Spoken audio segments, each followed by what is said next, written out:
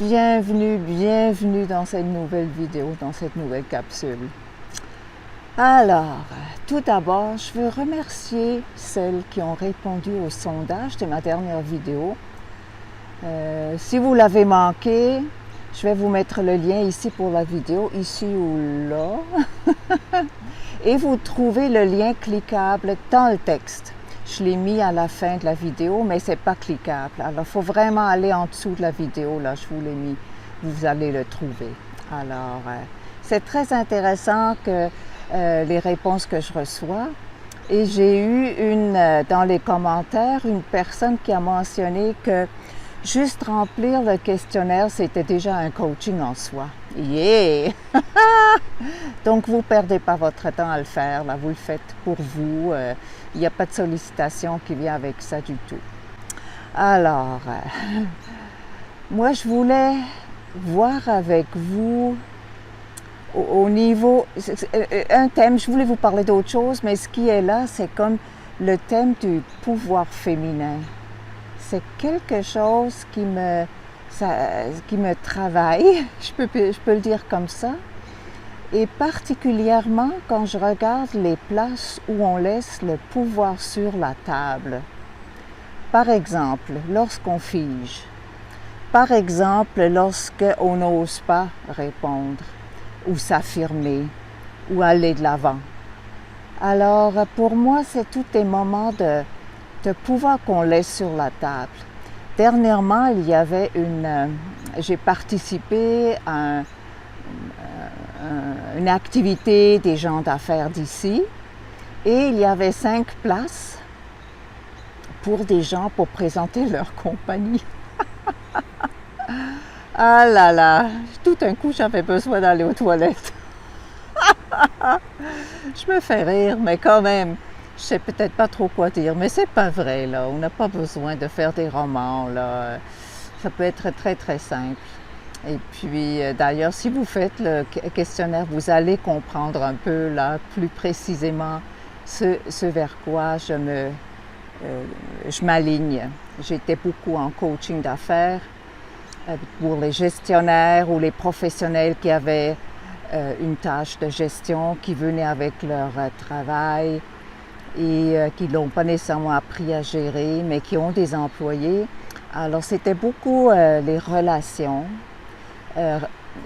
Les relations, oui, mais aussi se gérer soi-même et les relations avec les autres, comment les impliquer, comment faire en sorte qu'on passe des messages de façon simple et efficace et aussi faire adhérer les gens à une vision, à une mission. Ça, là, c'est pas évident. Même chose pour les valeurs. Souvent, c'était affiché sur les murs dans les entreprises, mais de là à les appliquer, c'est une autre paire de manches.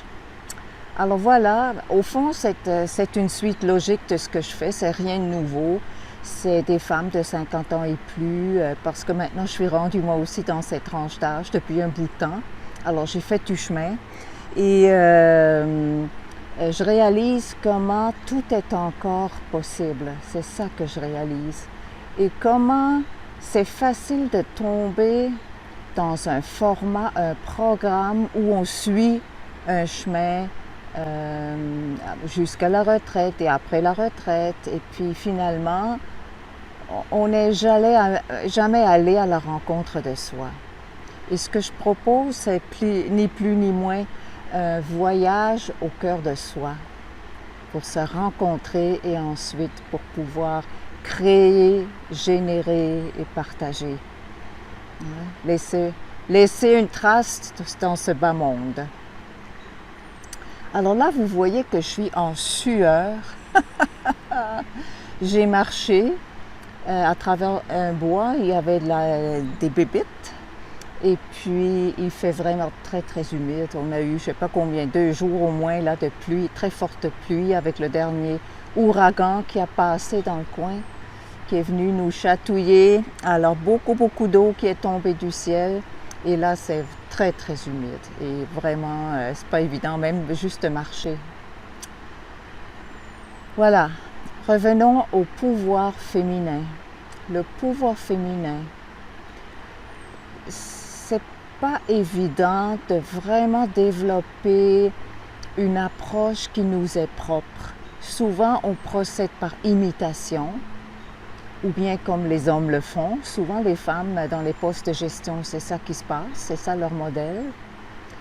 Et beaucoup de femmes sont orientées comme ça parce que c'est ça qu'on a appris. Mais un pouvoir qui est féminin, un pouvoir qui va au cœur de soi, qui part au niveau du cœur, au niveau des convictions, au niveau d'un souci de collaboration, de compréhension, d'empathie. Et quand il s'agit d'affirmer, c'est parfois difficile au début de le faire en tenant compte des valeurs féminines que je viens de nommer. On tombe alors un peu dans le raid là, masculine, là. C'est ça qu'on a appris, puis c'est pas grave, c'est juste s'observer là-dedans, se rendre compte. Et là, je m'adresse aux femmes, mais pas juste aux femmes. Les compagnies partout, là, c'est maintenant ces valeurs-là qui ont besoin d'être mises de l'avant. Ne serait-ce que pour respecter l'humain, respecter l'évolution du temps. On n'est plus en 1900 ou en 1950. Les jeunes, ils ne se laissent plus imposer, ils partent, ils font à leur tête. Alors, on a besoin d'être capable d'aller chercher leur collaboration. Et c'est ça, ça passe via la compréhension, via une négociation, mais basée sur l'écoute, beaucoup d'écoute. Alors, il y a beaucoup de travail à faire à ce niveau-là. Et on l'apprend, nous les femmes, on l'apprend tranquillement. Et sans parler de la colère, hein, un homme en colère s'affirme, une femme en colère est hystérique. Hein? Ça, c'est un peu les stéréotypes, là. C'est plus comme ça partout, là, je suis bien consciente, là, je généralise. Mais reste comment j'exprime ma colère sans tomber là sur la tomate de quelqu'un. Excusez l'expression, c'est une façon de parler ici au Québec. Alors, ouais, c'est sûr que je vais œuvrer à ce niveau-là. Moi-même, j'avais un long chemin à faire pour m'adoucir. Je me rappelle encore très bien la première fois qu'un homme, c'était pas un chum, là, c'était pas un amoureux, un homme m'a dit « Ah, Heidi, t'es toute douce. » Ah! Le menton m'est tombé, j'avais jamais entendu ça, je savais même pas que je pouvais être perçue comme ça. Alors, c'était un moment charnière dans ma vie.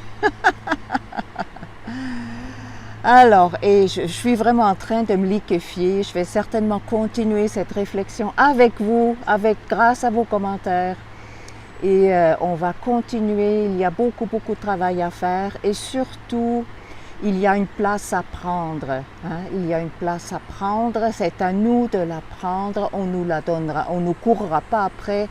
C'est à nous de nous affirmer, de montrer notre sagesse, de montrer notre résilience, de montrer que nous sommes fortes, de le montrer sans avoir peur de la lumière. Alors je me promets que la prochaine fois que je vais être dans une activité de réseautage d'affaires, de rencontre d'affaires, je vais prendre le micro puis je vais présenter ce que je fais. Voilà. Alors, je vous embrasse, je vous dis à très bientôt. Merci de partager, commenter, liker. Et vos feedbacks sont tellement bienvenus, là. Ça nourrit beaucoup ma réflexion sur mes prochaines vidéos. Alors, je vous embrasse, je vous dis à très bientôt. Bye bye.